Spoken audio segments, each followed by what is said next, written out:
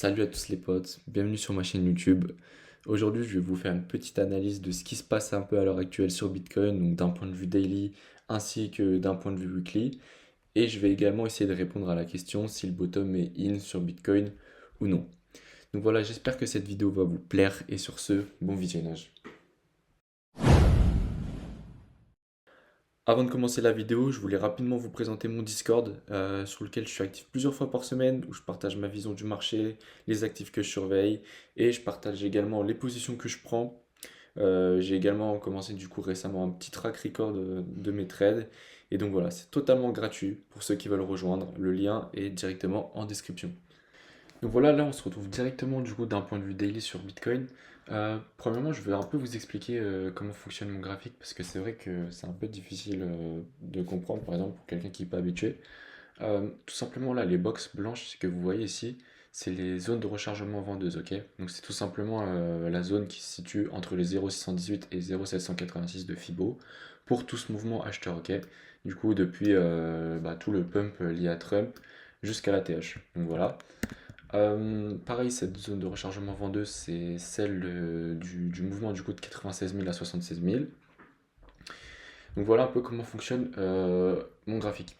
Du coup, d'un point de vue un peu plus moyen terme, on va dire, sur Bitcoin, du coup, on est en train de travailler toute la zone de rechargement du coup acheteuse de ce mouvement, du coup, de cette impulsion qui nous a amené du coup à un ATH à 109 000. Faut savoir que moi, ce que j'aime bien trader souvent, enfin, il y a trois conditions si vous voulez.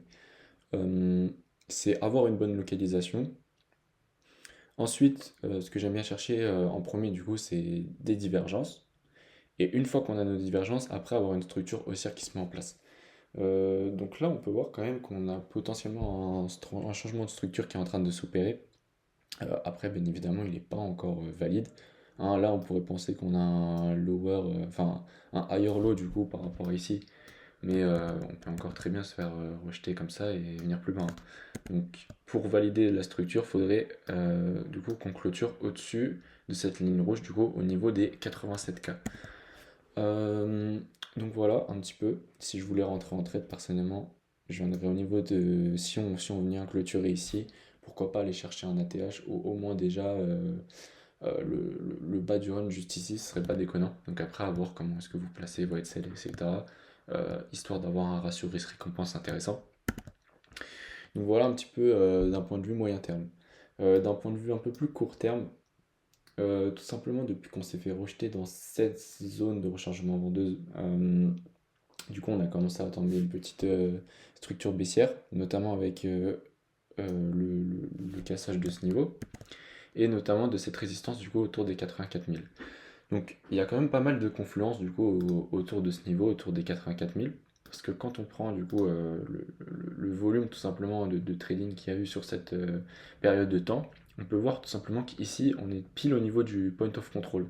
Donc on a de 1 du coup le point of control qui se situe juste ici, et on a également cette résistance. Donc moi ce que j'aimerais bien voir pour passer bullish, c'est tout simplement aujourd'hui bon là on est en train de se faire rejeter mais avoir la clôture, venir clôturer au-dessus. Donc voilà, ça, ça serait déjà un bon premier signal haussier.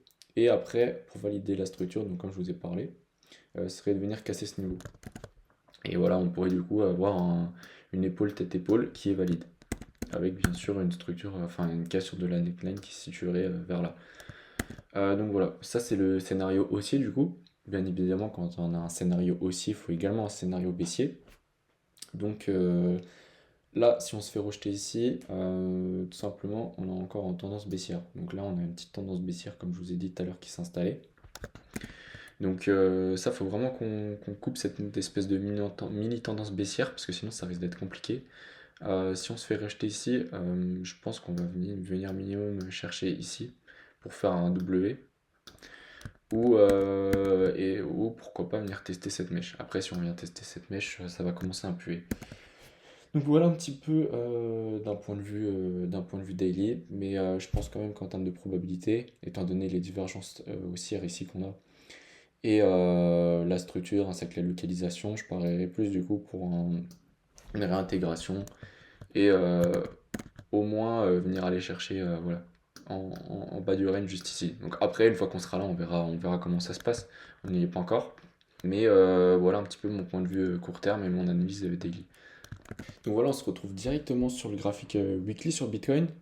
Donc déjà, je reprends directement depuis le début enfin depuis la fin du bear market plutôt. Tout simplement, là on est en tendance haussière en fait, tout simplement, avec des lower high et des higher high à chaque fois. Donc voilà, pour l'instant, il n'y a pas réellement de changement de structure d'un point de vue weekly en tout cas, d'un point de vue long terme. Donc pas de raison de s'inquiéter particulière. Après, quand même, idéalement, ce que j'aimerais bien voir, c'est quand même pas qu'on vienne tester ce niveau-là.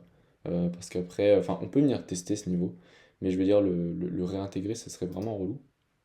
Parce que ça enverrait quand même un signal baissier assez fort de réintégrer un range qu'on avait dépassé, enfin, suite à l'investiture de Trump. Enfin, pas l'investiture, du coup, les résultats des présidentielles, voilà. Mais voilà, globalement encore le mieux, ce serait de pas venir chasser du coup cette mèche dont je vous ai parlé juste avant par rapport au point de vue daily. Mais voilà un petit peu le point de vue sur Bitcoin. Je vois beaucoup de gens parler de fin de cycle, etc.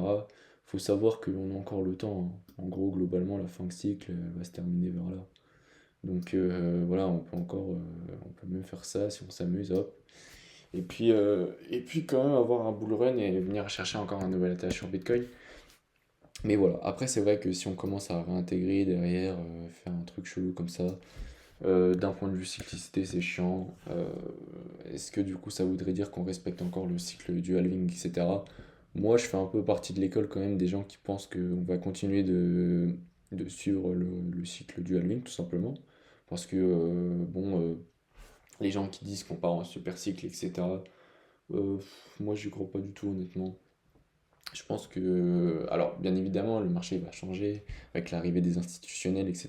De toute façon, on peut le voir, le marché a changé. Il y a beaucoup plus de liquidité dans BTC que dans les alts, etc. Mais je veux dire, je pense pas que le cycle de 4 ans va, va prendre fin, en fait. Pour l'instant, en tout cas.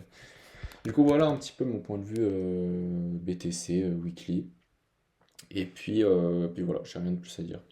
Donc voilà les potes, j'espère que cette vidéo elle vous a plu. Pour les niveaux qui sont récemment entrés du coup sur le marché des cryptos, notamment en novembre ou janvier du coup suite au pump à 5000 $, sachez qu'après la pluie vient le beau temps. Soyez patient, la patience elle est très très souvent récompensée sur les marchés.